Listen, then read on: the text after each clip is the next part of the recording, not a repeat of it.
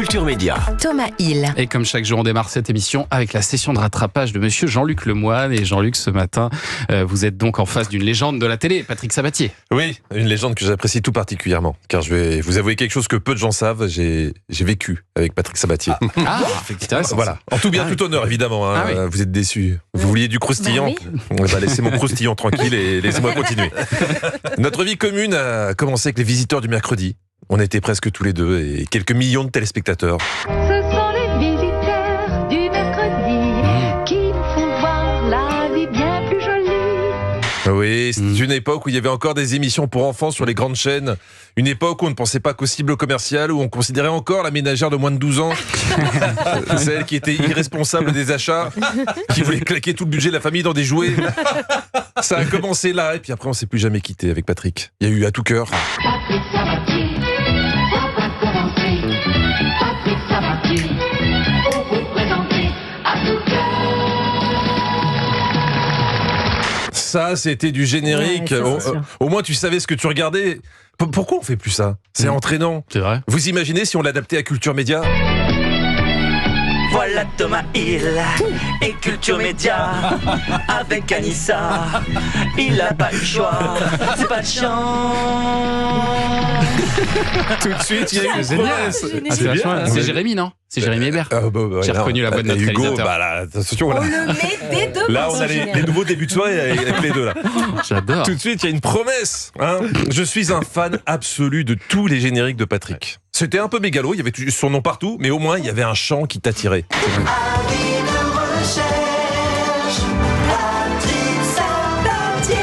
Ça vous met pas en joie, ça? Moi, je dis qu'il faudrait faire revenir les génériques chantés. Notre société est morose, on a besoin de vie, de légèreté.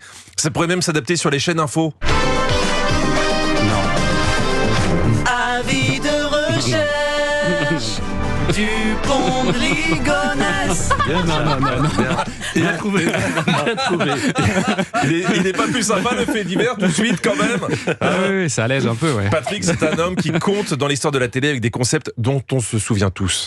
La chance que j'ai eue, c'est que j'ai imaginé, produit et animé les émissions qui ont rencontré le succès, que je n'ai jamais acheté un concept à l'étranger. Oui, Patrick est une grosse pince. Il a jamais acheté un concept à l'étranger, juste parce qu'il voulait pas dépenser. Et ça lui a plutôt réussi. Julien Pichenet, le spécialiste des audiences, aujourd'hui, il parle de pourcentage, mais à l'époque... Je regardais les audiences, 15, 16, 17, 18 millions de téléspectateurs. Wow. oui, à l'époque, les émissions de matchs de Patrick foot. faisaient des audiences de chaînes de télé de Corée du Nord. Obligé de regarder. Mais tu comprends pourquoi c'était une star? Car quand il était absent, ses remplaçants, c'était pas n'importe qui, c'était Daniel Balavoine. Alors maintenant, il faut que je présente une autre séquence parce qu'il est prisonnier des embouteillages, notre ami Sabatier, on dirait. Mais qu'est-ce que c'est que cet animateur star des années 80 qui se déplace même pas en hélicoptère? Quelle indignité, Patrick. Hein? Patrick a reçu les plus grands, vécu des choses incroyables, comme quand il décrit Johnny Hallyday dans l'intimité. Et c'est là où je me suis rendu compte que Johnny avait la même routine que vous avant les émissions, Thomas. Il est seul, il est triste, il est morose. Et puis tout d'un coup, le spectacle va commencer. On l'habille, il se met de l'huile comme ça sur les bras. Il devient une bête de scène. Comme Thomas en Culture Média. C'est fou, ouais. Sauf que Thomas, c'est un stagiaire qui lui met de l'huile sur tout le corps. C'est pour ça qu'il glisse sur sa chaise et qu'on l'appelle le suppositoire. Il est insaisissable. J'ai bien fait de venir. Moi surtout. Patrick, c'est aussi des entretiens mythiques avec des questions qu'on ne poserait plus aujourd'hui. Là, vous étiez avec Serge Gainsbourg. En tout cas, sur une partie de votre vie, à dire que vous avez fait l'amour avec une chienne. Mais non, c'est faux. J'étais un petit gamin, j'ai mis le doigt dans le fion, et puis c'est tout. Il n'y a rien qui va dans cette séquence. Hein. De la question, vous avez couché avec une chienne? Non, j'ai juste mis un doigt dans le fion. C'était quand même plus cool les prime time à l'époque. C'est-à-dire, je ne sais pas si on pourrait le faire aujourd'hui. Non, impossible. C'était en prime, ça. C'est en prime, ça. C'était en prime time, évidemment, des millions de personnes. 15 millions, voilà. Mais c'est ça qui est magique avec Patrick. Avec sa voix douce et son style pas agressif, il pouvait tout se permettre. Une voix qui s'est d'abord fait entendre dans notre station, Europe 1. Ouais. Car oui, Europe 1 sait reconnaître les talents. Nous, on ne voit pas ce qui se passe en régie. Quand on est à la radio, on entend simplement le son. Et j'entends, avec cette voix-là, vous ne ferez jamais carrière.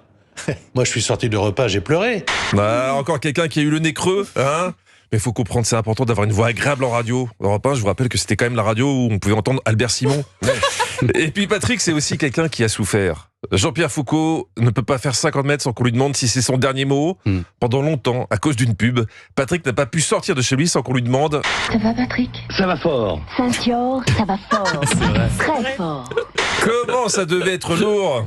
Mais sinon, ça va Patrick? Pardon, j'en rêvais depuis si longtemps. Et merci pour tout. Merci Jean-Luc. Ça va fort. Moi j'ai été traité de suppositoire ce matin. Franchement, ça va moins fort. aussi. Merci Jean-Luc Lemoyne qu'on retrouve demain. D'ici là, en replay sur europe1.fr.